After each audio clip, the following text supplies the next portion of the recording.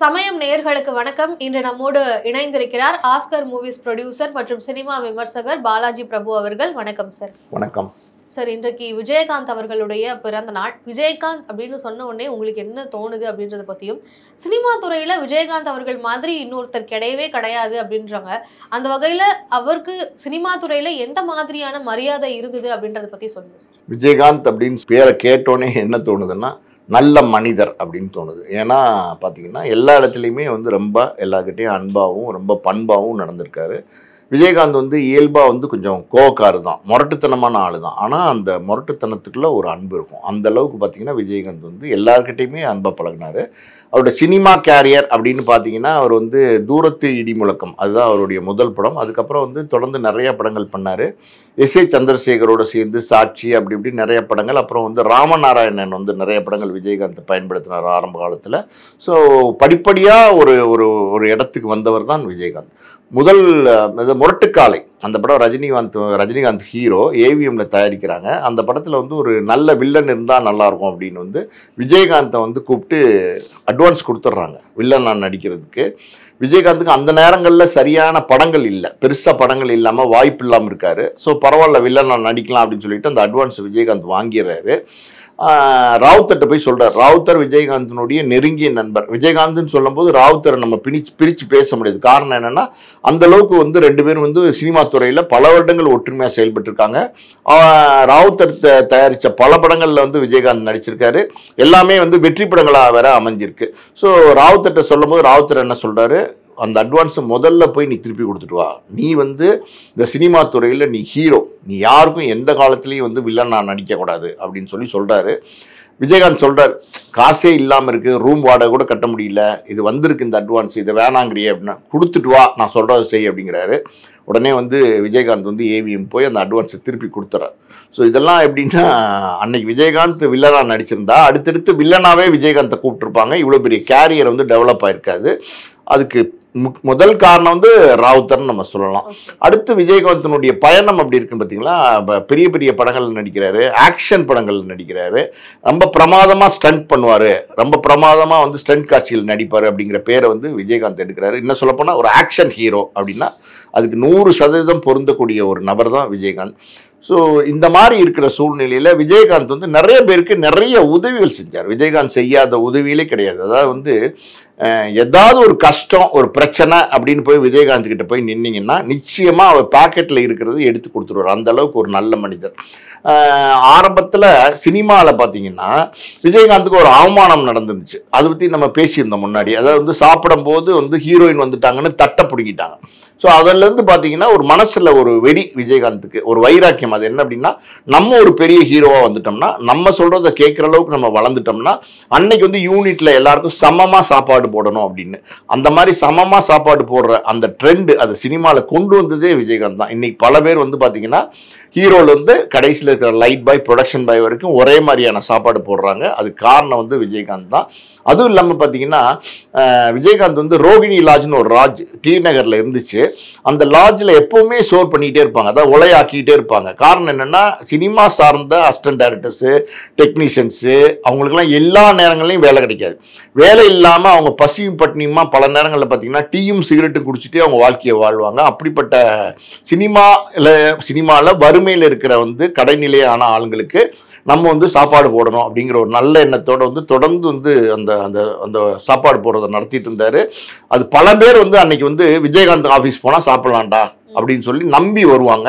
நம்பி எல்லாருக்குமே சோறு போடுவார். ஒரு லேட்டாக வந்துட்டாங்கன்னா கூட, சாப்பாடு இல்லை தீந்துருச்சுன்னா கூட, இருங்க உட்காருங்க, அதாவது அண்ணன் கோச்சிப்பாரு உங்களுக்கு சாப்பாடு போடாமல் அனுப்பிச்சா அப்படின்னு சொல்லி மறுபடியும் பொங்கி சோறு போட்டு அனுப்புவாங்க. அந்த மாதிரிலாம் சினிமா துறையில் நல்ல ஒரு பேர் எடுத்தவர் தான் விஜயகாந்த். அதான் சார், சினிமா துறையில் அவர் இப்போ நீங்கள் சொல்லும் போது கூட சினிமா துறையில் எல்லாருக்குமே சாப்பாடு போட்டவர் அப்படின்னு சொன்னீங்க. ஆனால் இப்போ அவர் நிறைய சொல்கிறாங்க இல்லையா, அதாவது சென்னையிலேருந்து சென்னைக்கு யார் வந்தாலுமே அவர் அங்க போய் சாப்பிடலாம் அப்படின்ற மாதிரி எல்லாம் சொல்றாங்க இல்லையா? உண்மையாவே வந்து அவர் அந்த அளவுக்கு இருந்தாரா இல்ல அது மிகைப்படுத்தி சொல்லப்படுதா?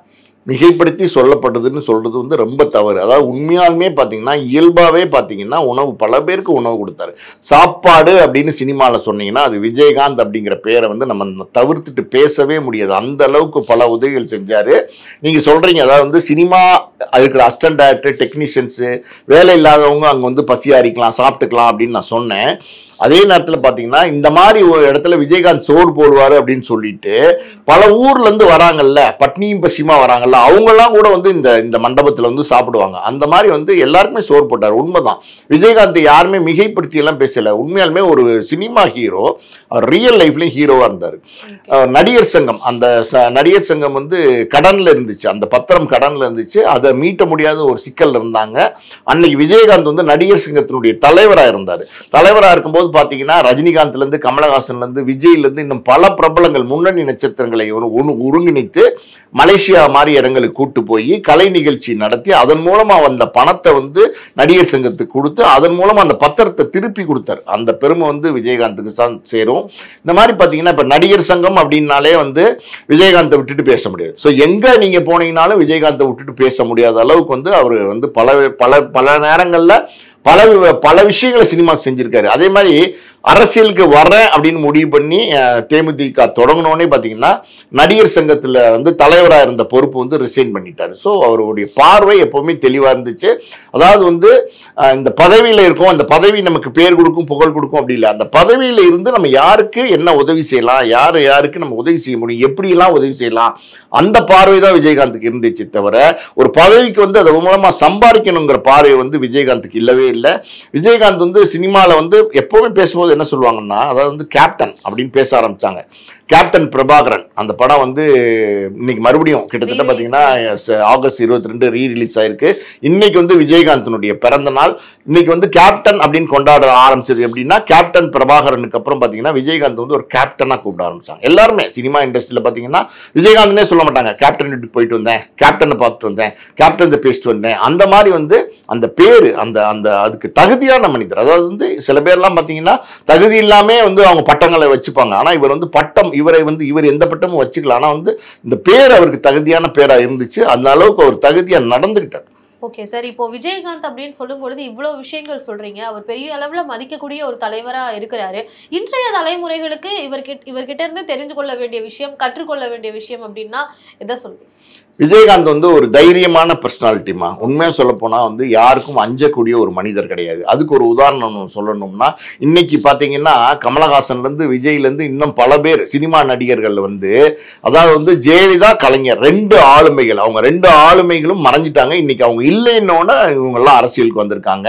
விஜயகாந்த் வந்து ஜெயலலிதா கலைஞர் 2 பேருமே பார்த்தீங்கன்னா மிகப்பெரிய ஆளுமைகள். அந்த 2 பேருமே வந்து அரசியல் இருக்கும்போது, அரசியல் பண்ணிட்டு இருக்கும்போது விஜயகாந்த் வந்து அரசியல் கட்சி தொடங்குறாரு.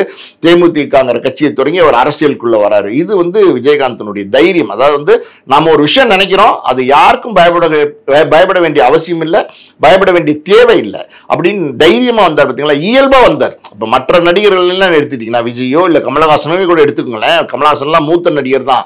ஆனால் பார்த்தீங்கன்னா ஜெயலலிதா கலைஞர் இவங்க 2 பேர் இருக்கும்போது கமலஹாசன் அரசியலுக்கு வந்தாரா, அரசியல் எண்ணங்கள் இருந்துச்சா, வர முடிஞ்சிச்சா, வரல. இப்போ விஜய் எடுத்துக்கிட்டேன்னு வச்சுக்கோங்க, அவரும் பார்த்தீங்கன்னா இதே மாதிரி வந்து இவங்க 2 பேர் இருக்கும்போது நம்ம வர முடியாதுன்னு வராமல் இருந்தார். ஸோ ஒரு நமக்கு சந்தர்ப்பம் சூழ்நிலைகள் சாதகமாக இருக்கும்போது உள்ள வரலாம் அப்படின்னு நினைக்கிறவங்க இவங்கெல்லாம்.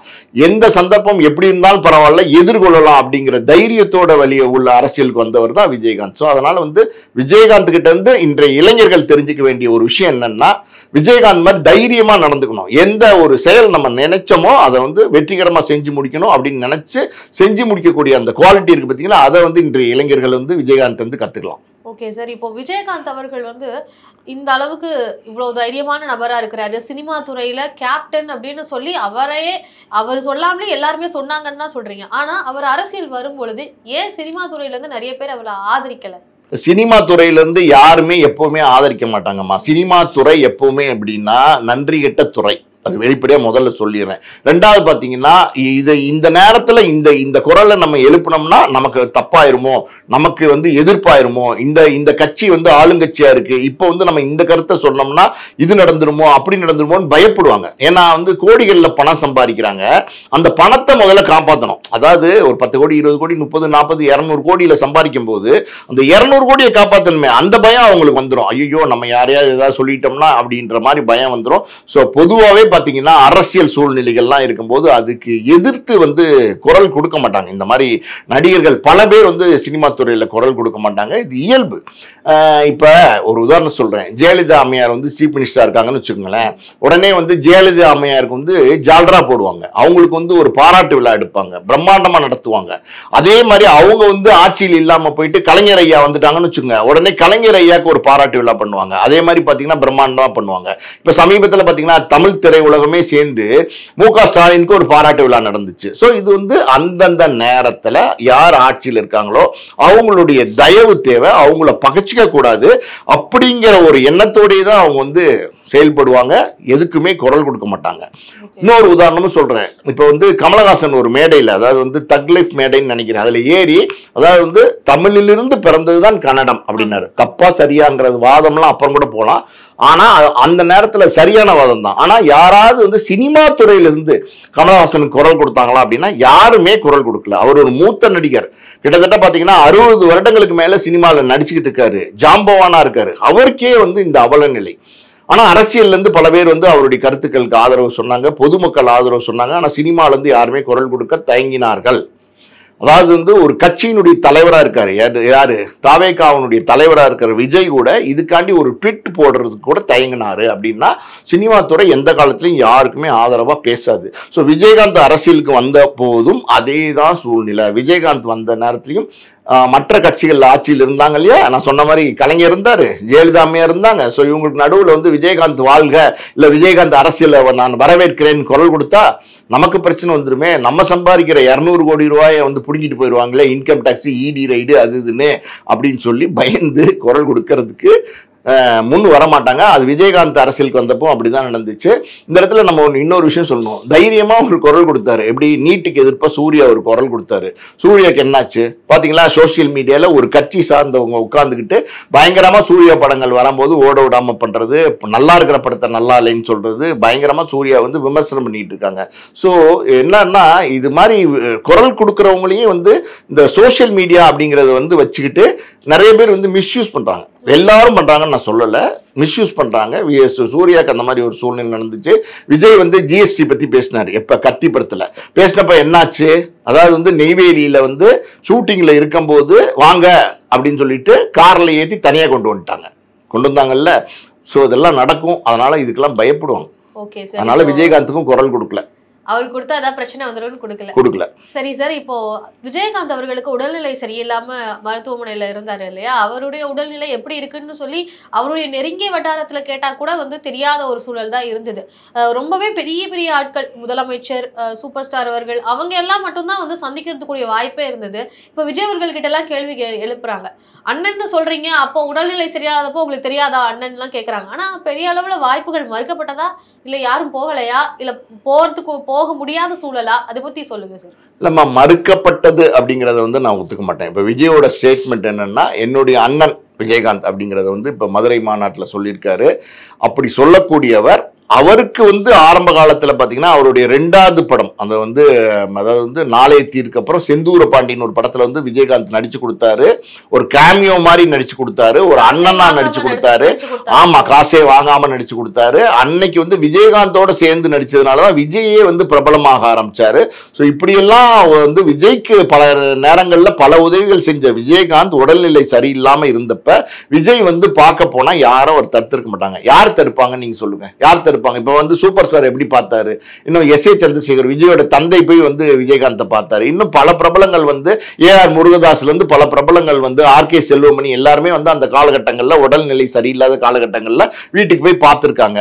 அவருடைய உடல்நிலையை பார்த்து வருத்தப்பட்டிருக்காங்க. விஜய் போகலைங்கிறது தான் உண்மை. போயிருந்தால், தடுக்கப்பட்டிருந்தால் அப்போ இப்ப பேசலாம். ஆனா போகவே இல்லைன்னும் போது நான் போயிருந்தா தடுத்திருப்பாங்க அப்படிங்கிற வாதம்லாம் இருக்கு பாத்தீங்களா, அது ஏற்றுக்கொள்ளக்கூடிய வாதமா எனக்கு தெரியல.